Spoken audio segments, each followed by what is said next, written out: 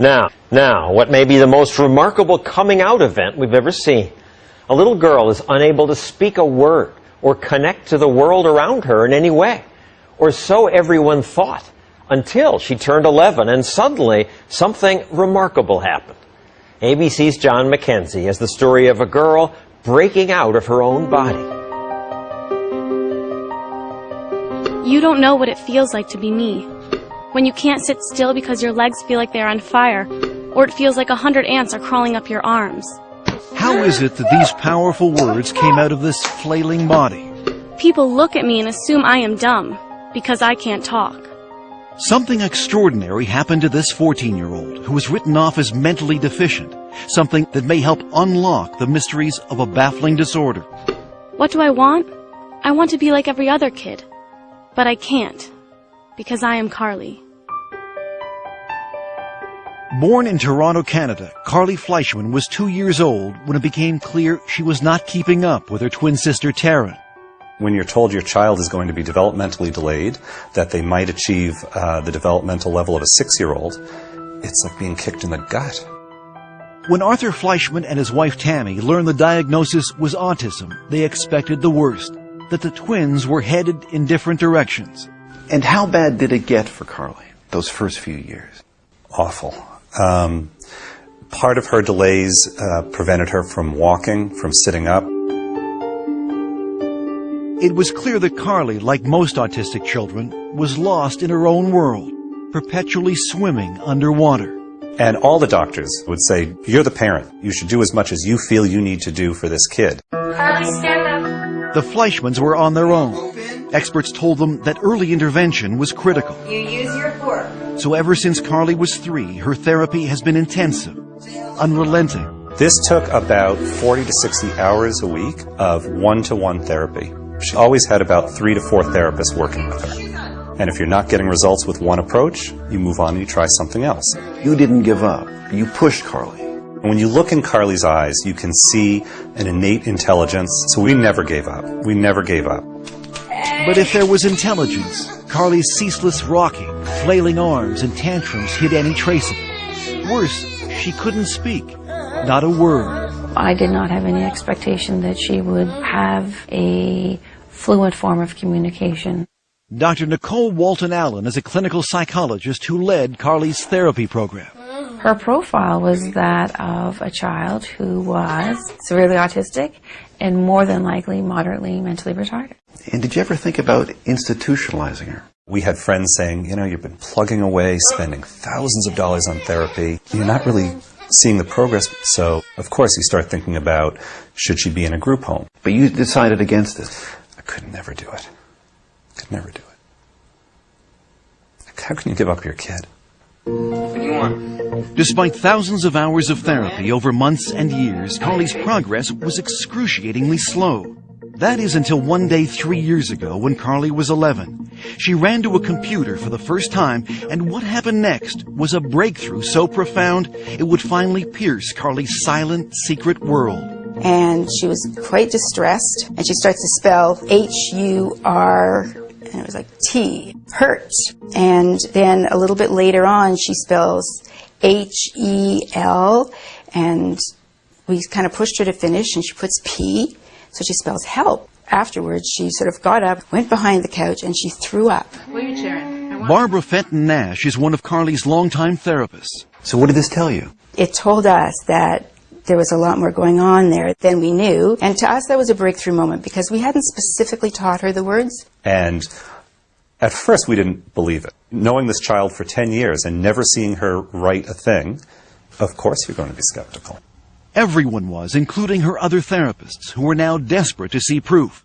But Carly refused to type, exhibiting the same hysterical behavior that led experts to label her as mentally retarded. She would strip off her clothes. She would go into the bathroom and she would engage in fecal smearing. So the typing was great, but no one could see it. There, show me. What was needed was some tough love. If Carly wanted something, she would have to type for it. First type, and then you get. Let's go.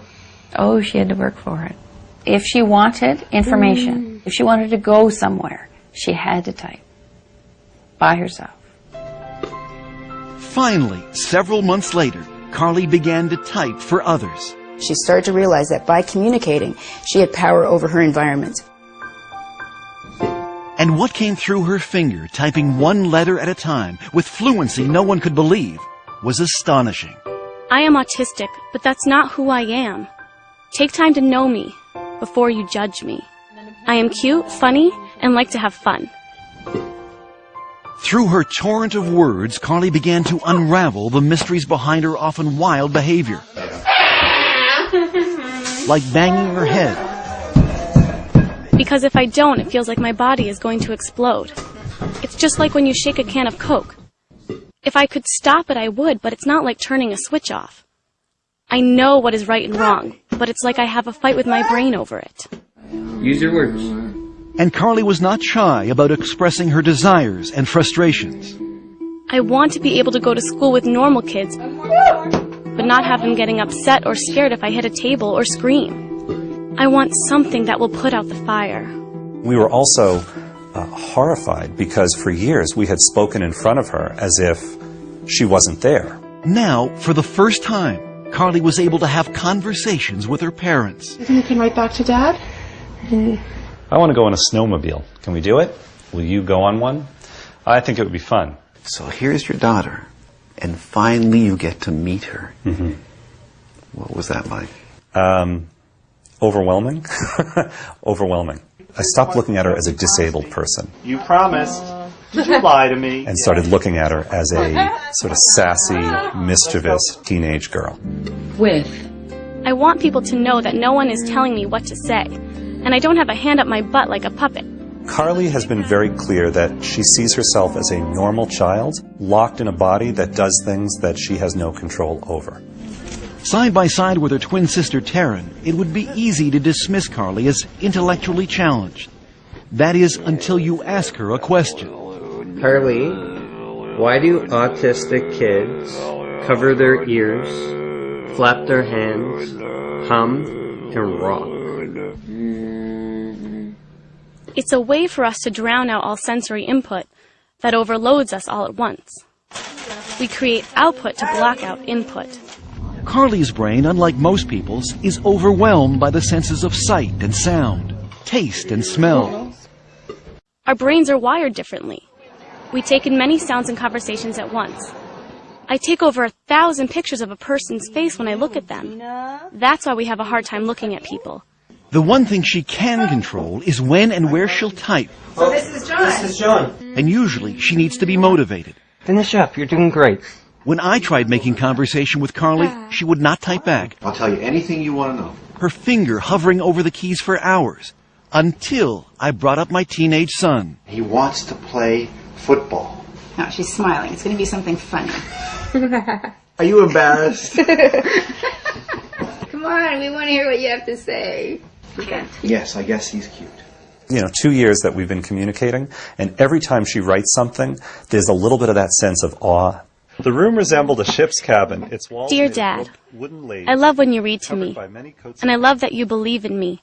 I know I'm not the easiest kid in the world. Give me a kiss. However, you are always there for me, holding my hand and picking me up. I love you. I'll go through many sleepless nights to hear that.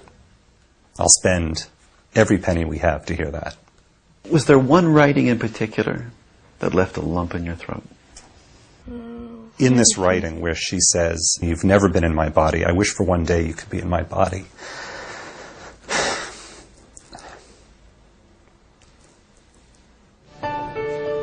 A year after we first met Carly, she is happier, calmer, more independent. Come on, let's get this in the pan.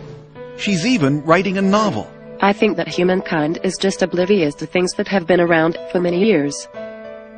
She also has her own internet blog and twitters regularly, answering questions from people all over North America. I think Carly knows that she now has a voice that can help other kids. Now she looks at herself as someone who can make a mark on the world. And that's got to be life-changing. What do you hope for Carly now? I want her to be happy. I want her to have dreams and goals and accomplish those goals in spite of her challenges. I think the only thing I can say is don't give up. Your inner voice will find its way out. Mine did.